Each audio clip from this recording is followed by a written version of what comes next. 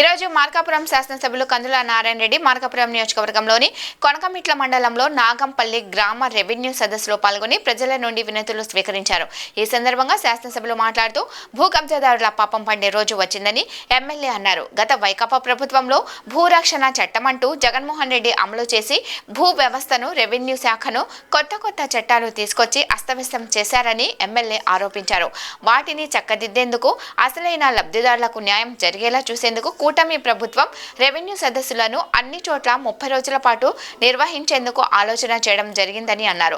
గతంలో వైకాపా ప్రభుత్వంపై ఎవరైనా మాట్లాడితే కేసులు పెట్టడం, భూములు స్వాధీనం చేసుకోవడం, రికార్డులు మార్చడం, 1Bలు మార్చేయడం లాంటి వాటితో భయపెట్టారని, ఎంతో మంది బాధితులు ఇబ్బంది పడ్డారని అన్నారు. ఈ కార్యక్రమంలో మండల రెవెన్యూ అధికారులు, ప్రజలు పాల్గొన్నారు. చిన్న విషయం అన్న, వెలుగొండ గురించి అలాగే మీ భూముల యొక్క ఆయకట్టు గురించి కూడా, క్రిస్టియన్ పాలెం స్థలాలు, ఈ 3 విషయాలు కూడా సభ దృష్టికి తెచ్చారు. తప్పకుండా క్రిస్టియన్ పాలెం సమస్యల్ని జాయింట్ ఎల్పీ నెంబర్లు పోతే కాలువలో పోయినటువంటి వాటి ఏవైతే మీరు మా దృష్టికి తెచ్చారో వీటిని కూడా తప్పకుండా ఈ 45 days లోనే వీటి సమస్య పరిష్కారం కలిగి ఉంటామని,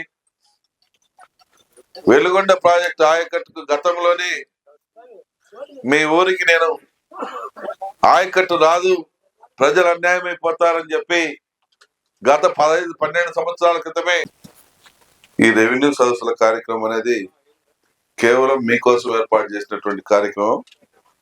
గత 5 సంవత్సరాల్లో జరిగినటువంటి విధ్వంసాలని అన్నింటినీ కూడా దృష్టిలో పెట్టుకొని ప్రజలకు ఎట్టి పరిస్థితుల్లో న్యాయం జరగాలని, ప్రజల భూములు, ఆస్తులు ఏ రకంగా లాక్కొని పోయినసారి ఇబ్బంది పెట్టారో ఆ సమస్యలన్నిటికీ పరిష్కారం చూపించాలని ఈ రెవెన్యూ సదస్సును ఏర్పాటు చేయడం జరిగింది. ఈ ప్రభుత్వం ఏర్పడిన తర్వాత తెలుగుదేశం పార్టీ కేంద్ర కార్యాలయంలో వినతులు అనేవి స్వీకరించేదానికి ఒక సెల్ పెడితే దగ్గర 80,000 పైచిలకు అప్లికేషన్లు ఈ భూ సమస్యల మీదనే వచ్చాయి. మా పొలాలు కబ్జా చేశారని, మా ఇల్లు కబ్జా చేశారని, మా స్థలాలకు ఇబ్బంది పెడతా ఉన్నారని, మా రెడ్ మార్క్ లో పెట్టారని, అలాగే ఆన్లైన్ లో తొలగించారని, ఇలా రకరకాలుగా ఓన్లీ 80,000 పైచిలకు సమస్యలు ఈ రెవెన్యూ పరంగా వచ్చాయి.